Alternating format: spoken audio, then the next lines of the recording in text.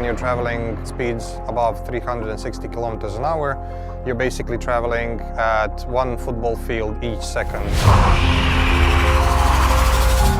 We're in North Germany. We are in ATP Papenburg, and we're here to verify the Rimac Nevera top speed.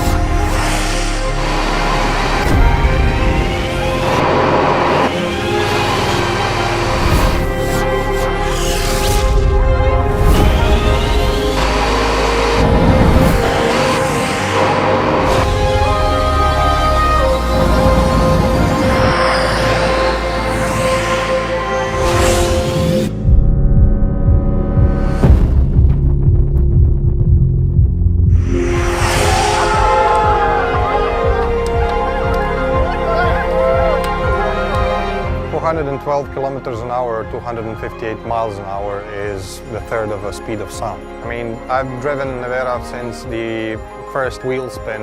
It's really an emotional experience for me.